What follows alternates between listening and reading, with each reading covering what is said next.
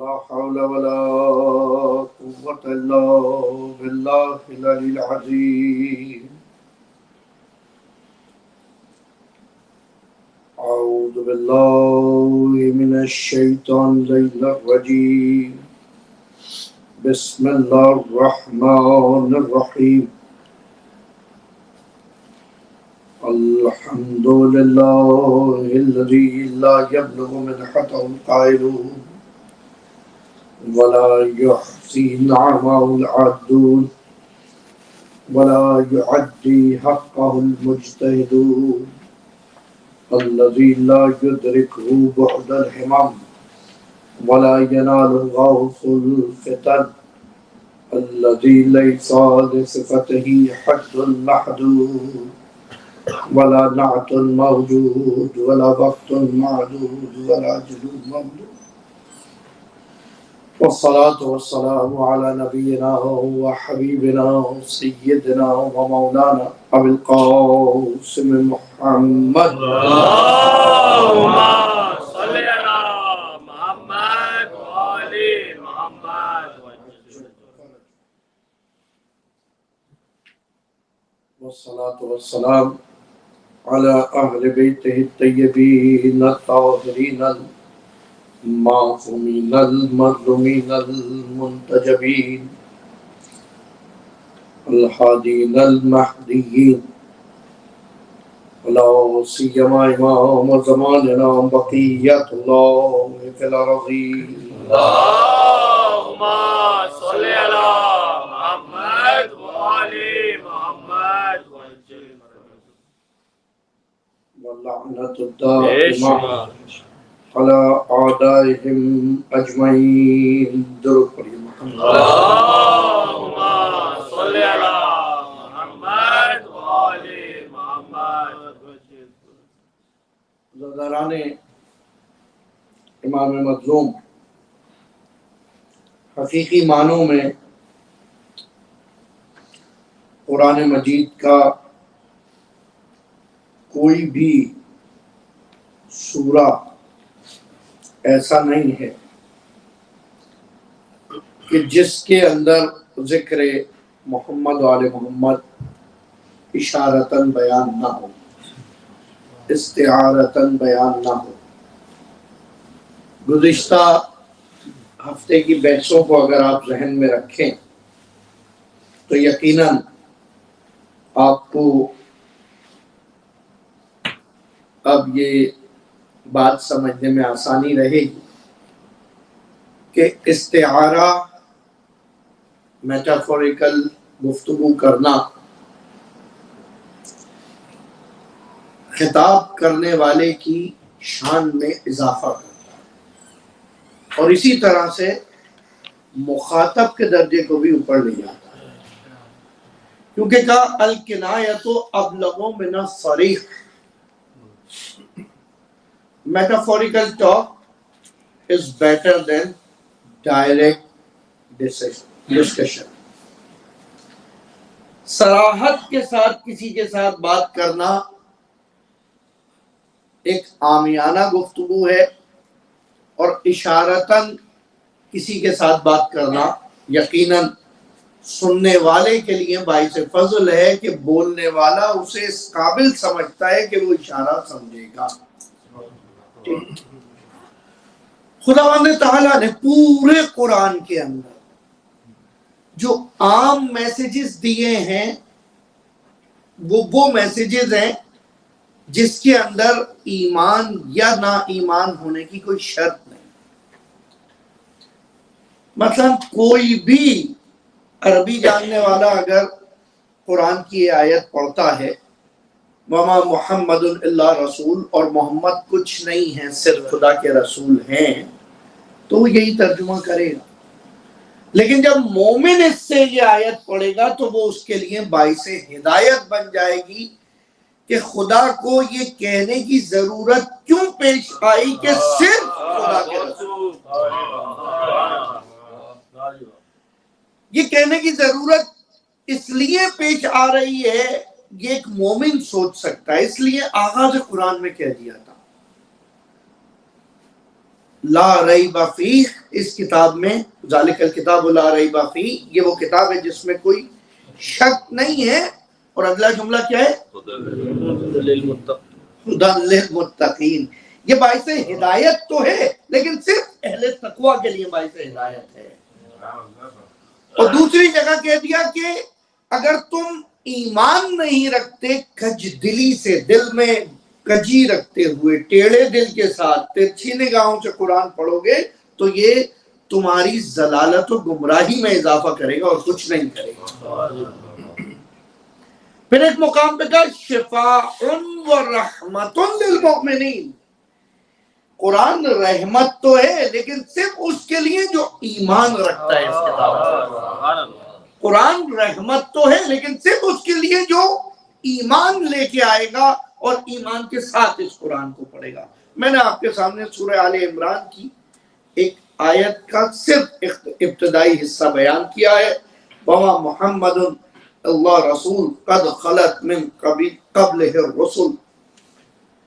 اب تفصیل انشاءاللہ آنے والے دنوں میں ویکینڈ کی مجالس میں اسی پیرائے میں گفتگو رہے گی. خاص طور پہ میں بیان کر دوں، اکثر آپ میں سے افراد کیونکہ آئندہ مجالس میں رہیں گے، یہ ہلکے ہلکے ساتھ چھوڑ رہا ہے. درود پڑھیے محمد اللہم صلی علی محمد و آل محمد وعجل فرجهم.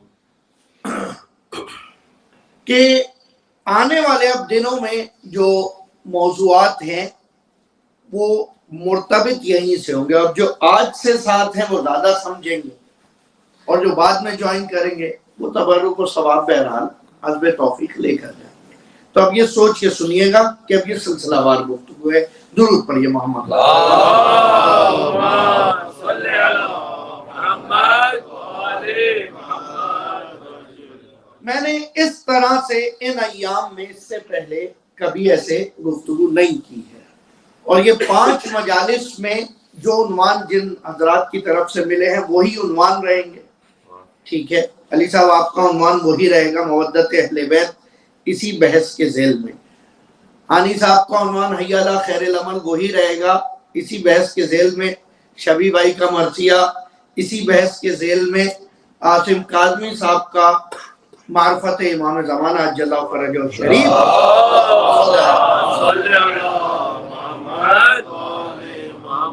وہ اسی بحث کے ذیل میں ہے. یہ سلسلہ کہ محمد صرف خدا کے رسول ہیں، یہ کہنے کی بات نہیں ہے، یہ پہلے ہی سب کو پتا ہے. پہلا اعلان پیغمبر کا قولوا لا الہ الا اللہ کے بعد یہی تھا کہ میں اس کا بھیجا ہوا.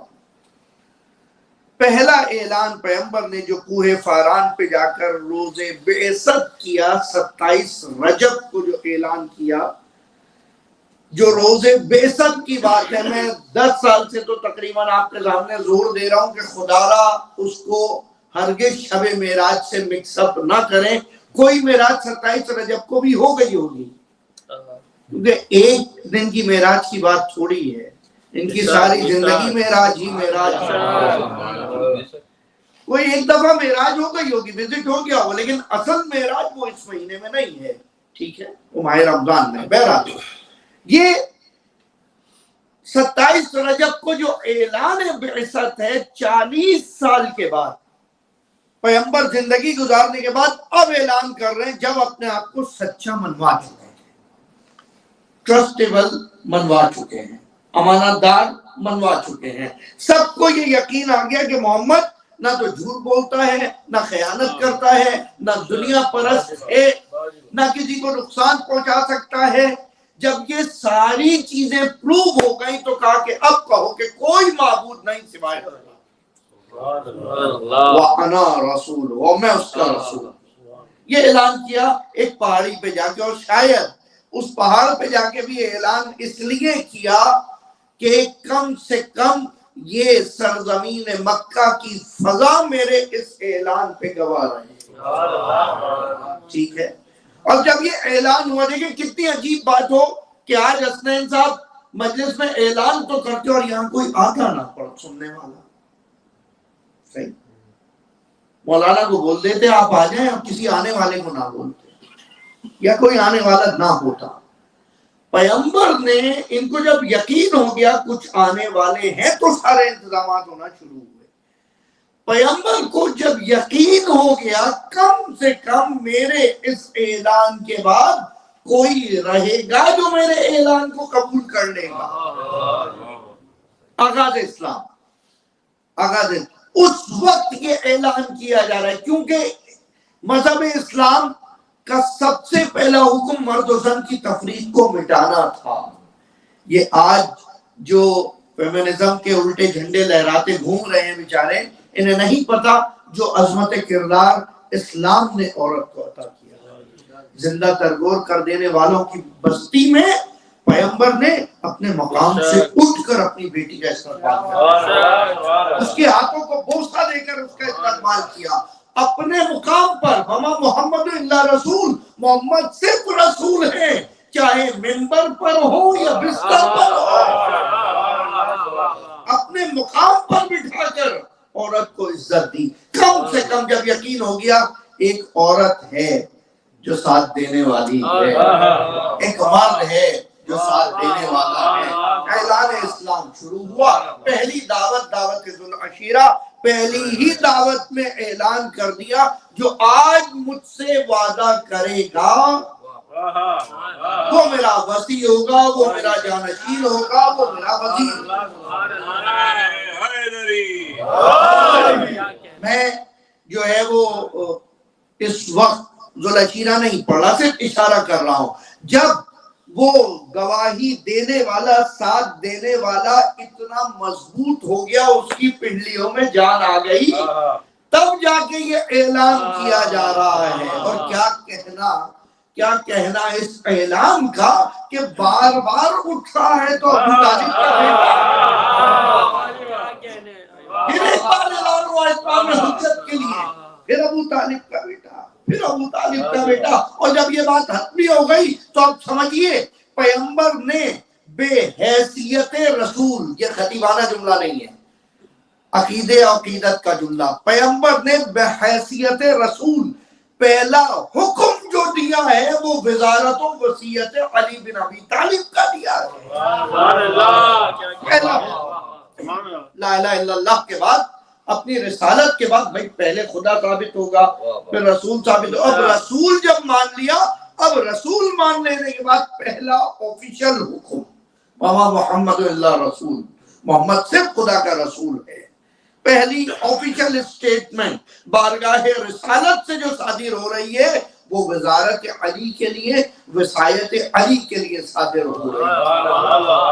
اور نہ صرف یہ آغاز دین ہے، یہ آغاز دین ہے.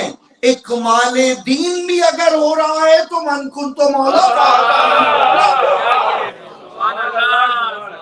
صلوات محمد آل محمد، اللہم صلی علی محمد آل محمد.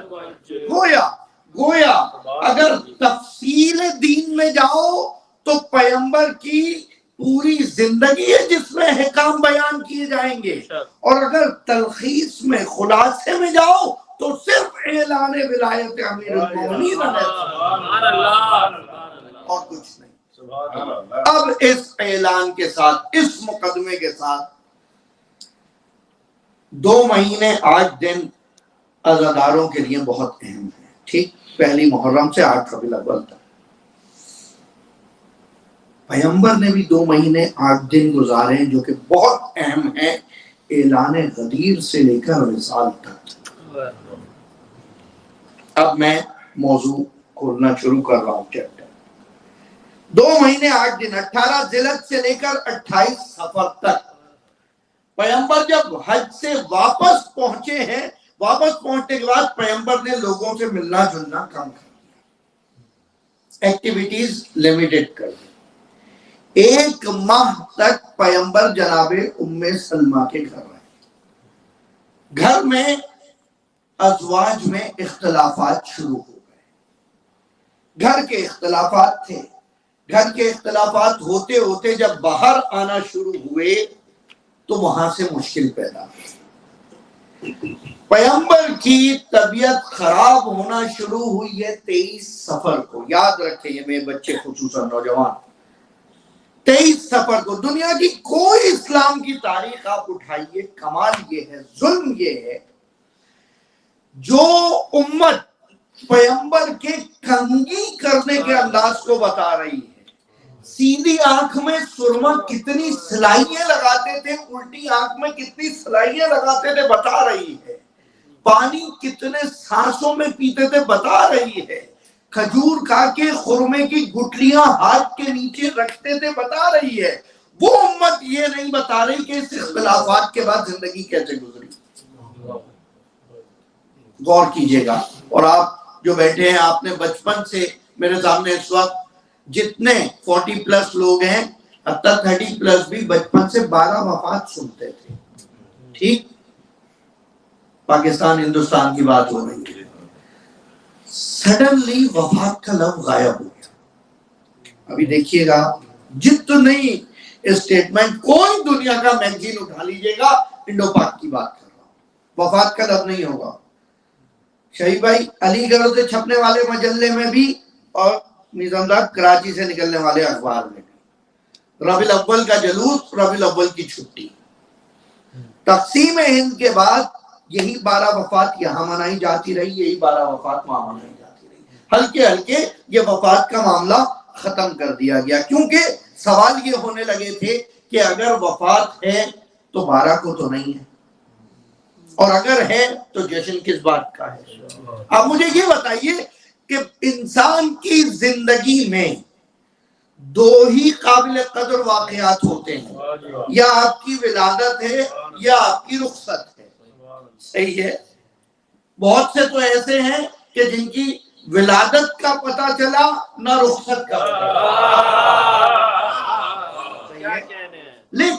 لیکن اس بارگاہ رسالت سے متصل جتنے لوگ ہیں, ولادت کی ساری تفصیل ہے, تفصیل بیان کی جا رہی ہے. دائیوں کے نام, دائیوں کے قبیلے, دائیوں کے کردار, دائیوں کے قصیدے. لیکن وفات کے عنوان پر آپ کوئی تاریخ جو طبری یا جیسی تاریخیں جو ڈے بائی ڈے چلتی ہیں, اس دن کیا ہوا, اس سن میں کیا ہوا, اس دن کیا ہوا, اس سن میں کیا ہوا, جائیے اور جا کر سن 10 اور 11 ہجری کے ان واقعات کو ڈھونڈ کر دیکھیے کیا بتا رہے ہیں, کیا بیان کر رہے ہیں. 7 روایات بخاری شریف کے اندر ان ایام کے حوالے سے, 24 روایات صحیح مسلم میں ان دنوں کے حوالے سے. اب وہ ایسے بکھری ہوئی ہیں, کوئی باب صلاۃ کے اندر ہے, ٹھیک ہے, کوئی باب نیابت کے اندر ہے, کوئی باب وصیت کے اندر ہے. اس طرح سے وہ تقسیم ہو گئی ہے کہ یکجا کرنا مشکل ہوتا ہے. لیکن بہرحال یہ روایات آپ کو مل جائیں گی. باب وصیت کے اندر ہے کوئی روایت, پیغمبر یہ فرما کر گئے ہیں, نماز کا آپ کو حکم دیا, کیا یہ ممکن تھا خود نبی نماز نہ پڑھتے؟ آپ کو روزے کا حکم دیا, کیا یہ ممکن تھا خود روزہ نہ رکھتے؟ پیغمبر نے وصیت کا حکم دیا ہے, کیسے ممکن ہے کہ پیغمبر بغیر وصیت کرے دنیا سے چلے جائیں؟ ممکن نہیں, واجب ہے, واجب ہے وصیت. حکم دیا ہے پیغمبر نے کہ واجب ہے وصیت کرنا, خود کس طرح سے بغیر کیے, اور اگر واجب کر کے گئے ہیں پیغمبر تو دکھائیے وہ وصیت کا ہے. آپ اپنے طور پہ بنا کر لے آئیے, دکھائیے, آپ کو نہیں نظر آ رہا. اور جتنی یہ روایات ہیں کہ خلیفہ اول نے نماز پڑھائی ہے, وہ 16 یا 17 روایات ہیں, سب کے اندر اختلاف ہے.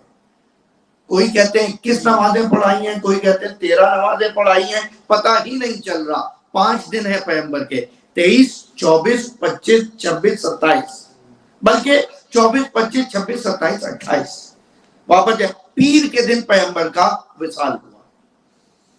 جمعرات سے, بس آج میں اس لیے اس موضوع کی طرف آ گیا, جمعرات سے پیغمبر کی طبیعت خراب ہوئی اور پیغمبر نے نماز پڑھانا بند کی ہے مسجد نبوی, جس کے لیے ابن عباس آخری وقت تک کہتے رہے آہ یوم الخمیس, آہ یوم الخمیس. کیا دن تھا وہ جمعرات کا دن کہ جس دن امت میں اختلاف ہو گیا, یہ جمعرات کا دن تھا.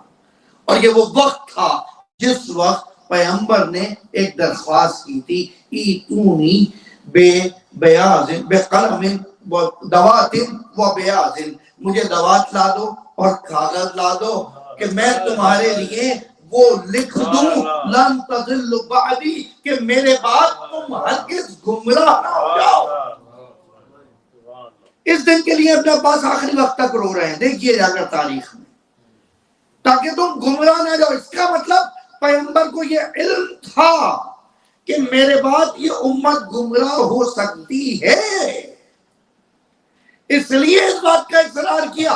یہ وہ موقع ہے کہ جس موقع پر ایک گروہ نے کہا کہ ہم قلم دوات نہیں دیں گے اور دوسرے گروہ نے کہا ہم قلم دوات دیں گے، دے دی جائے، کہ نہیں تم اگر دو گے تو قبول نہیں کی جائے گی، کہا تم رہنے دو علی، تم رہنے دو، ہاں لاؤ قلم دوات دو، کام نہیں دے سکتے، قلم دوات کی کیا ضرورت ہے، آپ نے تو ساری زندگی کچھ لکھا نہیں، اس وقت قلم دوات کیوں طلب کی جا رہی ہے؟ کیونکہ دیکھ چکے تھے کہ یہ وہ محمد ہے جس کے ہاتھ پہ پتھر آ کے کلمہ پڑھنے لگتے ہیں۔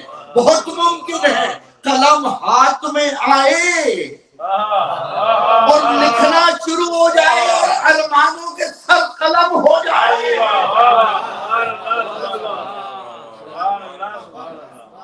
کہ نہیں قلم دوات نہیں دی جائے گی۔ اور اس کے بعد پیغمبر نے باقاعدہ، صحیح بخاری کے اندر حدیث ہے، باقاعدہ پیغمبر نے کہا قوموا انی، کھڑے ہو یہاں سے، اٹھو یہاں سے، باہر جاؤ۔ پیغمبر غصے میں آ گئے، اور یہ وہ مقام تھا کہ جس وقت ایک صحابی کی زبان سے یہ الفاظ نکلے کہ جن کو امت اسلامی دوسرا خلیفہ اپنا مانتی ہے، کہ نعوذ باللہ پیغمبر بلا سمجھ کے بول رہے تھے۔ تاریخ ہے، حدیث کی کتابوں میں بھرا ہوا ہے، آپ کچھ بیان نہیں کر سکتے۔ نعوذ باللہ پیغمبر ہذیان بول رہے ہیں، انہیں نہیں پتا کیا بول رہے ہیں۔ مجھے بتائیے وہ پروردگار جو اپنے محمد کو رسول بنا کر بھیج رہا ہے، اب پتہ چلا سورہ آل عمران میں یہ کیوں کہا تھا وما محمد اللہ رسول، یہ نہیں کہا کس وقت تک، یہ نہیں کہا کس وقت تک، جب تک محمد ہے، جب تک رسول ہے، جو بھی حکم ہوگا بے حیثیت رسول ہوگا، چاہے دعوت ذوالشیرہ کا حکم ہو، چاہے قلم و دوات کا حکم ہو۔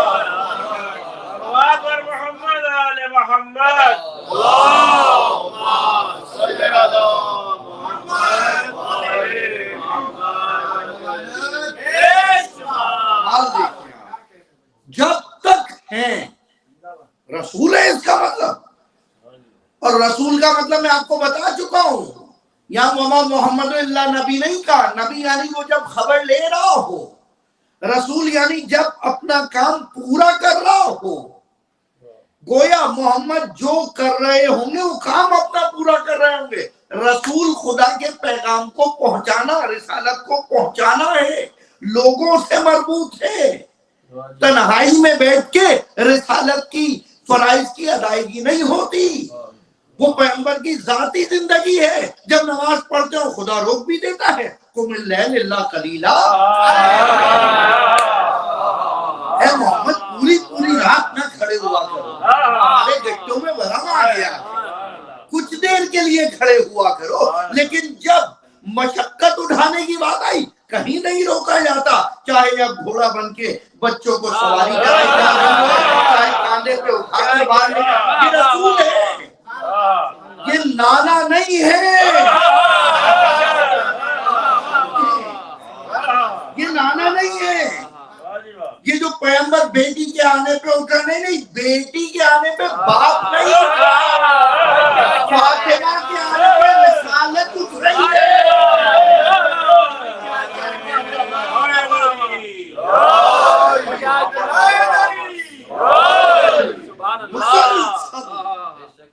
اللہ رسول کے سوا کچھ نہیں، صرف جو کام، یعنی اب اس کام کو جو کر رہے ہیں وہ رسالت پوری کرنے کے لیے کر رہے ہیں۔ وما ينطق عن الهوى تو پہلے ہی کہہ دیا ہے، یہ نطق بھی نہیں کرتے بغیر وحی کے. اور نطق کا اصل مطلب بولنا نہیں ہے، سوچنا ہے. اب یہ وہ لوگ سمجھتے ہیں جو بولنے سے پہلے سوچا کرتے ہیں. ٹھیک ہے، اگر بولنے سے پہلے سوچ لیا جائے گا، کیونکہ بول تو جانور بھی رہے ہیں، لیکن انسان کو حیوان ناطق کہا گیا جو سوچ کر بول رہا ہے. نطق کا مطلب سوچنے سمجھنے تفکر تعقل کی صلاحیت ہے، تدبر کی صلاحیت ہے. نطق جو امتیاز بشر ہے. اب بارگاہ پیغمبر میں جیسے یہ بات ہوئی اٹھ کر چلے گئے اور بات ختم. بعد میں خلیفہ دوم نے کہا میں بہت پشیمان ہوا کہ مجھے ایسا نہیں کرنا چاہیے تھا. رسول ناراض ہو گئے فالتو میں. دیکھیں آپ سب مولا جن کے والدین زندہ ہیں انہیں صحیح و سالم رکھے، جن کے گزر چکے انہیں خدا جوار معصومی جگہ. آپ گھر پہ آئے اور غلطی سے ابا ناراض ہو گئے. آپ سے کچھ کام کہا تھا، آپ نے نہیں کیا. اب اس کا طریقہ کیا ہے؟ آج کہا تھا یہ لے آنا، آپ نہیں لائے. طریقہ کیا ہے؟ وہ لے کر بعد میں لے کر آ جائے. بات ہے، دشمن تھوڑی مان جائیں گے. اور آپ کے ابا رحمت للعالمین نہیں ہے.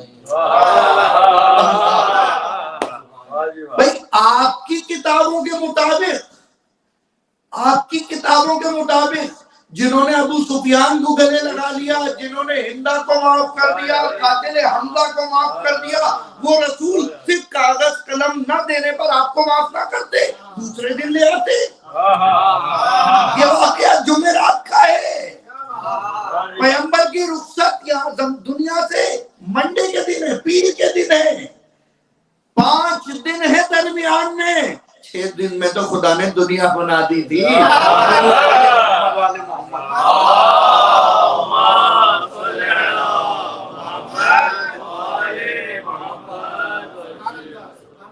5 دن پشیمان اترے گھر پہ بیٹھ کے، اور انہوں نے پشیمانی کے بعد عمل نہ کیا. اس مقام سے اختلاف شروع ہوا. دیکھیں ہوتا یہ ہے، ہمارے پاس کبھی کبھی کچھ اختلافی مسائل آتے ہیں، گھریلو مسائل گھر میں جب تک رہتے ہیں سولو کرنے کی کوشش ہوتی ہے، پھر اس کے بعد کوشش ہوتی ہے کسی بڑے سے، کسی مولانا سے پوچھ لیا جائے. ایک عام طور پہ ایک مسئلہ آتا ہے، آپ نے بھی زندگی میں دیکھا ہوگا کہ اگر کوئی صاحب دنیا میں جن کی 1 سے زیادہ بیویاں ہوں، 2 کر لیں، 2-3 بیویاں ہوں اور وہ دنیا سے جانے لگیں یا چلے جائیں، اولاد صرف 1 بیوی کی ہو، ٹھیک، تو اب مسئلہ آ جاتا ہے وراثت کا. تو ایک گروہ بن جاتا ہے پہلی بیوی کے بچوں والوں کا، اور اس کے علاوہ جتنی بیویاں ہوتی ہیں انہیں اگر تھوڑا بہت بھی کچھ چاہیے ہو وہ سب اس کے مخالف ہو جاتی ہے. یہ عام روٹین کی بات بتا رہا ہوں، کسی بھی شہر میں آپ کو اس کی مثال مل جائے گی. بھائی 3 بیویاں تھیں، صرف بڑی بیگم کے بچے تھے، ان کے بچوں کو اب میراث دی جا رہی ہے، باقی بیگمیں ناراض ہیں کیونکہ ان کے بچے نہیں ہیں. وہاں سے 2 گروہ بن جاتے ہیں، اور ایک گروہ دوسرے بچے والوں کے خلاف ہو جاتا ہے. اب وہ دشمنی، مرحوم تو چلے گئے، اب وہ دشمنی بچوں سے نکالی جا رہی ہوتی ہے. اب ان بیویوں کے بچے تو ہیں نہیں، ان کے ساتھ جتنے ہماری ان کے بھائی، ان کے کزن، ان کے ابا، ان کے چچا، ان کے تایا، سب ان کے ساتھ ملتے رہتے ہیں. ہم تمہارے ساتھ ہیں کیونکہ تمہیں ملے گا تو کچھ ہمیں بھی ملے گا. دنیا کی مثال ہے. اور پھر اس کے بعد ہوتا یہ ہے کہ یہ دشمنیاں چلنا شروع ہو جاتی ہیں. ایک وہ نسل رہتی ہے جو بچوں کے ساتھ ہو جاتی ہے، ایک بچوں کے خلاف ہو جاتی ہے.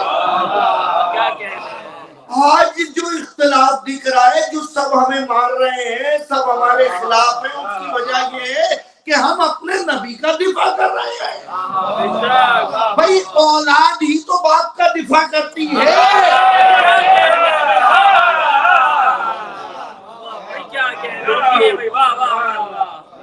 اولاد ہی تو باپ کا دفاع کرتی ہے. تو محلے والے کو اگر محلے والے نہ بھی کرے تو ان سے پوچھا تھوڑی جائے گا. اللہ اسے پوچھا نہیں جائے گا لیکن اولاد سے پوچھا جائے گا. اب اگر تم خود کو رسول کی امت سمجھتے ہو حق فرزندی ادا کرو اور ادب کے ساتھ پیغمبر کا دفاع کرو. محمد و آل محمد صلوات اللہم صلی علی محمد و آل محمد. نہ یہ کہ رشتہ داروں کے دفاع میں بھلے پیغمبر کی شان کم ہو جائے رشتہ داروں کو بچانا ہے. یہ کیسی بات ہوئی؟ یعنی جن کے بچے ہیں وہ اماں کا نام لیں تو مشکل، اور جن کے بچے نہیں ہیں ان کو سب اماں، پورا محلہ اماں کے ساتھ. ظلم نہیں ہے یہ مشکل ہے. ہم اس طرح دیکھیے اسے اور بالکل فطرت انسانی کے مطابق ہے. ہم اس میں کیونکہ آپ فرشتے تو ہیں نہیں، معصوم ہیں نہیں، دعوی عصمت بھی نہیں ہے. پھر ہمیں اگر دعوی عصمت ہے تو ثبات عمل بھی دے رہے ہیں، ثبوت عمل بھی دے رہے ہیں، خالی دعویٰ نہیں ہے. یہ وقت شروع ہوا، یہ 5 دن تاریخ میں ڈھونڈیے جا کر. 28 کو پیغمبر اب نماز پڑھانے نہیں گئے. جمعرات جمعہ گزر گیا، جمعہ مبارک. آپ کو کیا لگتا ہے آج جمعہ مبارک ہے؟ اس وقت نہیں تھا مبارک، گزر گیا. ہفتہ اتوار پیر کے دن پیغمبر اٹھے، غسل فرمایا، تیار ہوئے، کنگھی کی، جا کر منبر پہ بیٹھے. وہاں جب پہنچے پیغمبر نماز پڑھانے والا نماز پڑھا رہا تھا. اب اس وقت روایت بدل رہی ہے. ابھی تک کہہ رہے تھے یہی ساری نمازیں پڑھا رہے تھے، اب ایک نماز پڑھاتے ہوئے تو جب پیغمبر نے دامن کھینچا کہ ہٹو میں نماز پڑھاؤں گا، تو کہا میں یہ بول گیا اس وقت میں نمازہ پڑھا رہا تھا. کمال ہو گیا. یعنی 16 نمازیں وہ پڑھا کے گئے، 17ویں یہ پڑھا رہا ہے. یہ کون سی تاریخ حدیث، یقین کرے حدیث ہے، سلسلہ حدیث.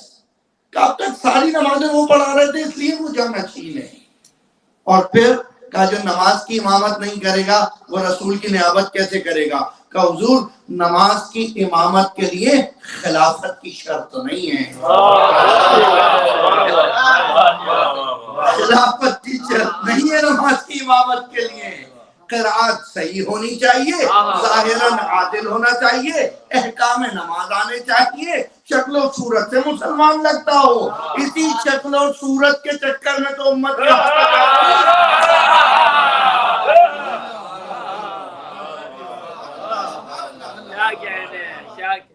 ہمارے یہاں خلافت و عصمت کی شرط کا، مجتہد کے لیے عصمت کی شرط نہیں ہے.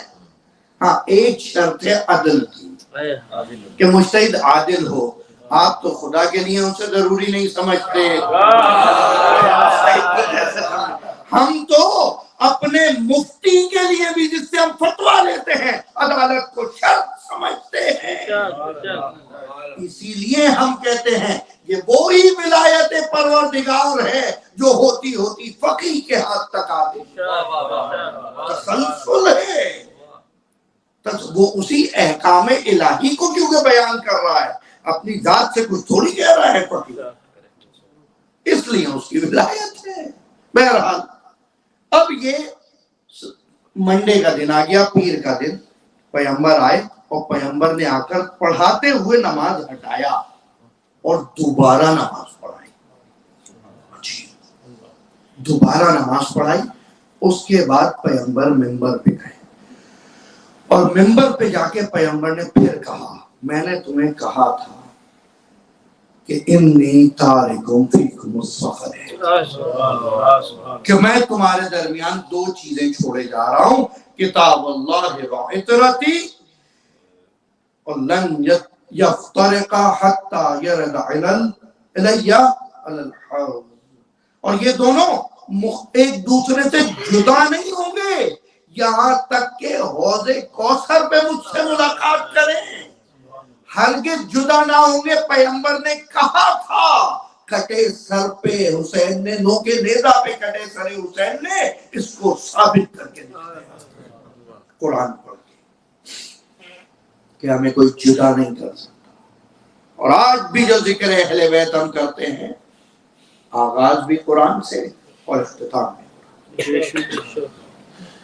اور یہ جو ماتم ہے، یہ جو فریاد ہے، یہ جو آہ و فغاں ہے، یہ قرآن کی بے حرمتی کا ہی ماتم ہے، یہ رسول کی ہی بے حرمتی کا ماتم ہے، یہ گستاخی رسول کا ہی ماتم ہے جو ہم کر رہے ہیں۔ انشاءاللہ تفصیلی عباسی حکمرانوں پہ اگر ممکن ہوا آگے چل کے بات کروں گا۔ یہ سلسلہ جب وہاں نہ مانے تو اب آگے بھی نہیں مان سکے۔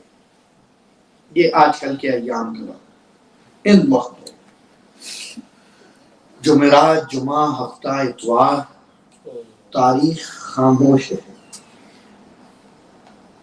اور اکثر حقیقت میں خاموش تو نہیں ہے، بہت زیادہ گدلا گئی ہے، دھندلا گئی ہے، بہت ساری چیزیں اس میں ایڈ کر دی گئی تاکہ پتہ ہی نہ چلے وہ کیا رہا ہے۔ حتیٰ یہاں تک کہ خلیفہ دوم نے آ کے تلوار نکال لی کہ اگر کسی نے کہا کہ رسول چلے گئے میں اس کی گردن اڑا دوں گا۔ ایسی بات ہے، چمچماتی دھاڑ لگی نئی تلوار دیکھ کر مسلمان گھبرا گئے اور کوئی اعلان نہیں کر رہا۔ بہرحال آپ بھی ملتفت ہو گئے مصائب کی طرف، تو میں بھی اب واپس نہیں آتا۔ اور یہ پیغمبر نے روتے ہوئے یہ ایام گزارے اور وصیت کی علی کو، علی غسل نہیں، تم مجھے غسل دو گے اور تم مجھے کفن دو گے، اور اے علی جب مجھے کفن دو لو تو پھر مجھ سے کچھ سوال پوچھنا ہو تو پوچھ لینا۔ یہ عجیب روایت ہے، پھر بیان کروں گا انشاءاللہ۔ علی جب میری قبر کھودو تو اس طرح کھودنا، اور مجھے علی اس طرح قبر ملے، اور ہاں فضل بن عباس تمہارے ساتھ غسل میں مدد کر سکتے ہیں لیکن ان کی آنکھوں پہ پٹی باندھ دینا۔ علی میرے بدن کو تمہارے سوا کوئی نہیں دیکھے۔ پیغمبر وصیتیں کر رہے ہیں اپنے جانے کی، اور ان وصیتوں کے بعد پیغمبر نے اپنی بیٹی کو بلایا، اور بیٹی کو بلانے کے بعد بیٹی کو وصیت کی۔ پھر پیغمبر نے حسن مجتبیٰ کو وصیت کی۔ پھر پیغمبر نے اپنے چہیتے حسین،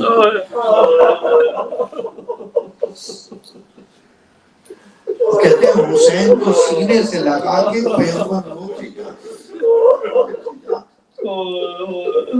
کبھی گلو کا بوسہ لیتے تھے، کبھی لبوں کا بوسہ لیتے تھے، وہی لب کہ جن کے اوپر چھڑی لگتی دیکھ کر زینب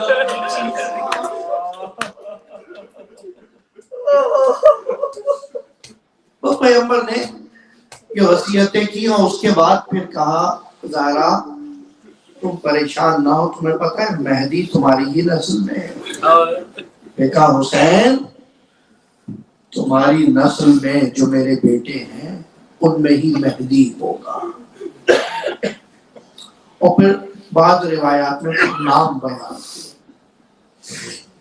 اور یہاں تک کہ جب تک وہ ظہور نہ کر لے یہ دنیا ختم نہیں ہوگی۔ زہرا غم نہ کرو، تمہارے دردوں کا بدلہ وہ مہدی لے گا، ہمارے مصائب کا بدلہ وہ مہدی لے گا۔ اور یہ وہ موقع تھا کہ جس وقت بی بی مسکرائی، اپنے امام کو یاد کیا کرو کہ اس کی یاد سے زہرا خوش ہو جائے۔ مولا آج ہم آپ کو پرسہ دینے بیٹھے ہیں، آپ کے بابا کا پرسہ دینے بیٹھے ہیں، ہمیں معلوم ہے کہ بڑا سخت گزارا ہے وہ وقت امام عسکری نے کہ اتنے دشمنوں کے درمیان اس طرح زندگی گزارنا کہ بیٹا ہے اور بیٹے سے ملنے اولاد ہے اولاد سے مل نہیں سکتے. اللہ اکبر. اولاد کو مل نہیں پا رہے, بالاعجاز آ کے ملا کرتے ہیں. ہوتا تو یہ ہے کہ ایک عمر بعد اگر اولاد ہو جائے تو اس کی ناز برداریاں کی جائے. ارے ماں باپ تو اسے گود سے اترنے نہیں دیتے, لیکن وہاں میرا مولا کریم. اللہ 6 سالہ دوران امامت ہے امام کا, تقریباً 16-17 سال ہو گئے ہیں امام کو سامرہ میں رہتے ہوئے. مسلسل حاکم کا پہرا ہے کہیں اب نسل آگے نہ بڑھ جائے. خفیہ طور پہ ولادت ہوئی ہے, امام آئے ہیں, ہاتھوں پہ اٹھایا, رخسار پہ بوسہ دیا اور گریہ شروع کر دیا. بیٹا تم ہو لیکن ہم تم سے دور, تم ہو لیکن ہم تم سے دور رہیں گے. یہی زمانے فرقت گزرتا رہا یہاں تک کہ امام کو زندانوں میں ڈالا جانے لگا. ظالموں سے کہا جاتا تھا سفاک ترین فرد لے کر آؤ اور لا کر امام کے پاس اس کو معمور کر دو. معتمد ملعون کہتا ہے تم اس پر ظلم کیوں نہیں کرتے, تم اس کو شکنجہ کیوں نہیں کرتے. صاحب زندان کہتا ہے میں کیا کروں, ہر وقت سجدے میں پڑا رہتا ہے, ہر وقت سجدے میں پڑا رہتا ہے, نمازیں پڑھتا رہتا ہے. کیا کوئی اس سے ملنے تو نہیں آتا, کیا کوئی بچہ تو ملنے نہیں, کوئی ملنے نہ آیا. لیکن کیا کہنا میرے امام کا, جب ملتے مہدی کو سینے سے لگاتے, بیٹا مہدی ہم بہت جلد اس دنیا سے جانے والے ہیں.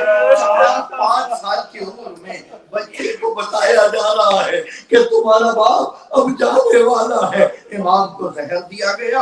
ایک کنیز ہے, ایک غلام ہے اور یہ بچہ ہے جو امام کے پاس موجود ہے. کنیز کا نام سیتل ہے. سیتل کہتی ہے میں آخری امام کو ہاتھوں میں لیے بیٹھی تھی اور وہ دیکھ رہے تھے کیسے بابا آخری سانسیں لے رہے ہیں. یہاں تک کہ کہا پانی لا کر دو, مجھے پیاس لگ رہی ہے.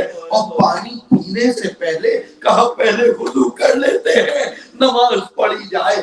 8 ربیع الاول ہے, 260 ہجری ہے, فجر کی نماز ادا کی ہے. آنکھیں بند ہونا شروع ہوئی. بیٹے کو قریب بلایا. بیٹا کہتا ہے امام وقت کہتے ہیں بابا پانی موجود ہے, آپ نے پینے کے لیے مانگا تھا.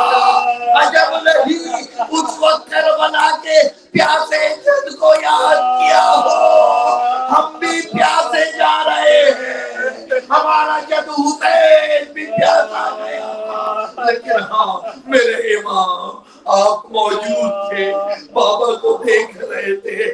آپ کو کوئی مارنے والا نہ تھا. ٹھیک ہے زہر دیا گیا لیکن خفیہ طور پر جان نکل رہی تھی. ارے میرا مولا سجاد میں دیکھ رہا تھا میرے بابا کے کشتے گردن پر ایسے ضربے مار رہے تھے جیسے گوشت فند کو قتل. اجرکم اللہ. وقت امام کو پکا دیجئے یا صاحب زمان ادرکنی مولا. ہم نے سنا, ہم نے پڑھا. جب آخری وقت میں آنکھیں بند ہوئی آپ نے غسل و کفن کیا, نماز ہوئی. بڑا رش تھا, بڑی شان سے جنازہ اٹھا. سامانہ میں تعطیل کر دی گئی. جنازے کے آگے ایک بچہ